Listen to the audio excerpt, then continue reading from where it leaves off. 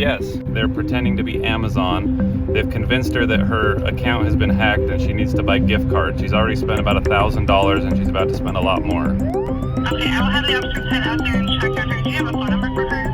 I do. And how do you know this? I'll tell you how I know. Let's go back a week before this event took place.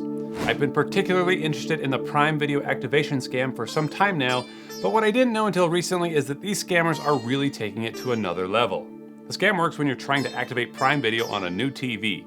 Their app tells you what site you need to go to, but if you search for the site or click on one of these sponsored links, you're gonna end up on a scammer site instead.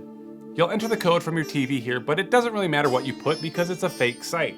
See, I just successfully registered my device by typing in poop. But now they tell me I've got to call them up and verify. Am I talking with Amazon? You are talking to Amazon support. Now in the past, scammers would log into your Amazon account by tricking you into sharing your two-factor authentication code. And then they would activate Prime for you and then send you an invoice. But now they're saying that there's an error that they need to fix by taking remote access of your phone. Just check that code, and that code, it's already got expired. Now you need to type AnyDesk, ANYDESK. AnyDesk, okay. But I gave him the AnyDesk ID to my partner Knight, who was able to trick the scammer into granting remote access to his machine as well. Now with this kind of connection, Knight can trace his exact coordinates and see that the scammer is in Delhi, India. Not in a big call center, but in a small flat next to a police station of all places. And we wanted to be careful about opening his webcam while he's in front of it in case he notices, but we were able to take some quick snapshots. We see that he goes by the name of John Harris, but his computer's username is Singala. Now he eventually hangs up on me and writes me off as a prankster, but we're able to continue to see what he's doing. And this is where I learned how this Prime Video scam has evolved into something much more destructive. He soon gets a call from a woman that I'm gonna call Lisa, and he gives her the same story that he gave to me. Her code doesn't work, so he needs to take remote access of her phone with AnyDesk and fix the problem. It should be AnyDesk Remote Desktop. Soon enough, he's in, and he asks if she's been sharing her password with anyone else. By any chance, have you ever shared your Amazon ID and the password with anybody else? And while she answers, he looks up her email address on a public record site and can see that she has a sister named Michelle. Who is Michelle? Is that you? Have you ever shared your email to her? Your Amazon Prime account? Now he does this to make her think that he can really see who might have possibly had access to her account. But then, he asks about another name. Okay. And who is James? And of course she doesn't know who James is. James William. Singala made up James Williams in order to scare Lisa into thinking that her account has been compromised. But that's when Lisa gets a text message from Amazon. Do one thing. Did you receive a text message, ma'am? The text message says, "We found multiple Xbox gift cards have been placed from Amazon. If it's not you, kindly verify some additional info to cancel them." Yes, that James. That's the person named James who might have tried to place multiple Xbox gift cards from your Amazon shopping. Well, if this isn't the stupidest thing I've ever seen, Amazon would never send something like this. There is no James in her account and nobody's been buying Xbox cards. This text is coming from the other guy in the room who's in on the scam with him. This is simply to scare her into thinking that someone has access to her account and is buying things. And if this really did happen to you, you would just cancel the order and request a refund and then change your password. But John is gonna tell her that they need to verify the account by placing a duplicate order for the same thing. So what you have to do, first you need to verify to cancel all of these charges, then you can able to activate. So I want to swipe up and open Amazon shop. Now you need to search Xbox. So now he's gonna have her buy him a gift card, which I'm not going to let happen. Try to place $70. So do you see the denomination $70 over there? Send to voicemail. Except this idiot is not gonna let her answer my call. So she proceeds to buy the card. Let's go ahead and verify. Yeah, continue. Let's go ahead and click on place your order. But this scammer didn't come all this way for a $70 gift card from her. So he sends her another text from Amazon saying that someone is now buying Target gift cards and she needs to go verify them in the same way. I want to click on that link which you got from Amazon. So now he's gonna go get her to buy him more gift cards for more money. And I know that the scammer can see her screen, so I have to think of a clever way to get her attention without directly calling it a scam. So I text her asking if I can talk to her, and I know that she sees it, so then I call again, and this time she answers. Hello? Hey, Can I just calling? my name's Ben. Can you do me a favor and close? You need to shut down your phone. You've got hackers that are connected to your phone right now. Oh my god, okay. Okay.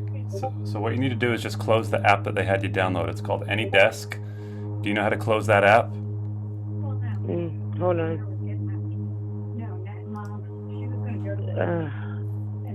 So you're on an iPhone. You should just be able to like swipe up, and then you can just close it, or you can just hold your phone. You can hang up on me. Delete that? You can hang up on my phone, and you can just shut down your phone. Just do a hard reset if you want to. क्या यार डड्डो तू भी यार तू बता ना यार This is just a small taste of the online fraud that is taking place every day. Last year, Americans lost over $10.3 billion to online crimes, and that's double what it was in 2020. Now, I'm not gonna be able to stop all these scams from happening, but what you can do is take precautions by doing what I've done and sign up with Aura, the sponsor of this video. Aura is an all-in-one app that uses AI to protect your finances and your identity. Aura will monitor the dark web for your personal information that has been leaked through data breaches or stolen by scammers. It then alerts you within minutes if someone tries to open credit cards or loans in your name, or if there are unusual transactions being made, like someone buying large amounts of gift cards. Aura will also remove your personal info from data brokers and people search sites where scammers can easily find it, as I've shown you in this video. Aura has a whole other suite of tools like a password manager and parental controls, and they even have 24/7 customer support.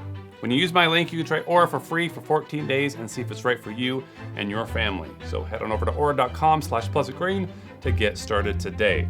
Now, while I was able to stop this particular call, I could see how far this guy would have taken things, because his Google Voice account shows his texts with victims, including pictures of gift cards and distraught voicemails. How do you feel, John? You took all of my money. Feel pretty good, huh? I want all my money back in my account.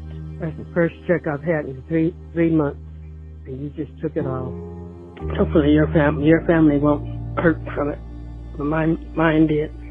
This is seriously one bad dude. Even after he scammed an old woman, he still attempted to get more from her. He said, "I need to talk to you, Granny. Call me back as soon as possible so I'll give you all of your money back then and there." And she said, "Please tell me how you intend to do that. Thieves do not return things. They only come to take more. There's nothing more you can take from me but my life. You placed a debt on a senior citizen's high-interest credit cards that she can never repay. She was already struggling with $4,500 in credit card debt, and her whole pension goes out in that monthly. She already could barely buy food. You have the nerve to call her grandma and steal from her. Is this how you treat your own grandmother?"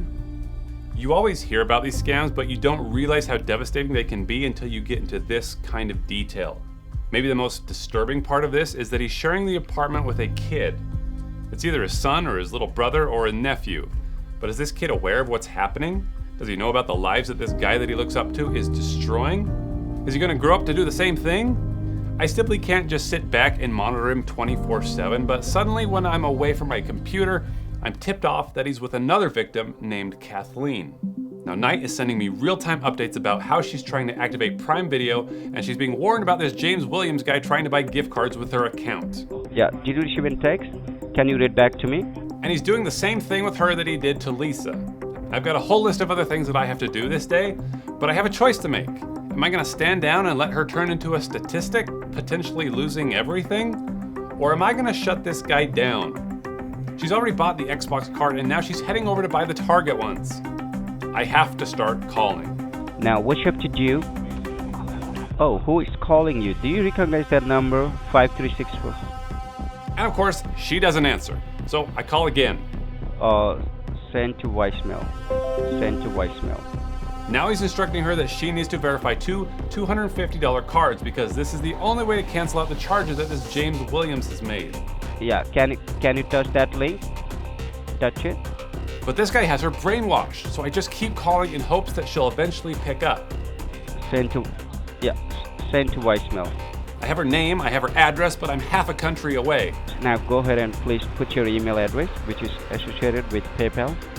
I can see on her screen the different family members on her account, so I send a text message claiming to be her son needing help. She sees it, but she's still not answering. Close this Amazon. Close this one. Open. Send to voicemail. Okay. She proceeds to do two $500 transactions at the gift card nanny, and she's gonna keep going until her bank account is completely drained. Yeah, click on add to cart. Yeah, add to cart. So I say to Knight, at what point do we call the police? And he responds, this would be that moment. So that's what I do. And it's a phone scam or what kind of scam? Yes, they're pretending to be Amazon.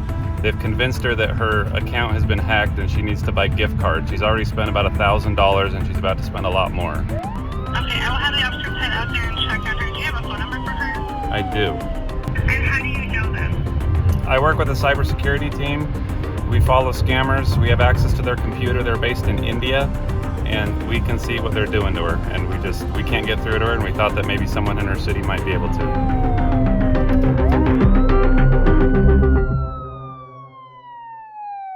15 minutes later, in the middle of an In-N-Out, I get a call. Hello. I'm good. How are you? It's the police, and they've made it to Kathleen's house. She was trying to activate a TV or something. She got connected with Amazon. That was not Amazon. Those are scammers in India. We then got Kathleen to turn off her phone so I could calm her down and give her some next steps. That's what I do. I block their number because they're probably going to try to call you back again. But I would just call your bank. It might be worth putting a pause on that credit card because I know that you use your credit card to buy those, and so I don't want them using that card to buy anything more. Hold a minute there. Now he must have gotten suspicious because his webcam now has tape over it. That's when I decided that this guy needs to be retired. So I reached out to AnyDesk with his ID so they could ban his account and any other account that he would try to set up on this IP address. And they did. Next, we would disconnect his Google Voice account from the US number so he could no longer get texts or make calls. But first, I wanted to have a word with him. Hello. Please state your name after the tone, and Google Voice will try to connect you. Ben? Hello. Hi. Is this Amazon? Did I reach the right place? I'm sorry, sir. Who am I talking with? I was looking for some help with my Prime TV. All right. And how did you get this number? I got the code off of the TV, and then I went to the website and I put it in, and then it said to call this number. No, I'm sorry, sir. You dialed the wrong number, sure. This is not the Amazon. Well, I got a text message that says call you. You got a text? Yeah, I got a text message from you, Singla. Singla? Singla, how long you been doing this job for? The Google subscriber you have called is not available. Please leave a message after the tone. Singla, this is going to be the last conversation you ever have with that Google Voice number before I destroy it. So I recommend you pick up the phone and talk to me. Take advantage of it. So he stopped answering my calls, so I sent him a text. I said, you must be pretty confident to be doing this right next to the police station over there on Viral Tack Office Road. Then I could hear him reading it out loud to his buddy James. You must be pretty confident to be doing this right next to the police station over there on Viral Tack Office Road. I texted him again and I said, don't talk to him, talk to me. Then I started hitting him with pictures, and everything in the apartment went quiet. And without AnyDesk or a US number, I feel pretty confident that this will slow him down for now.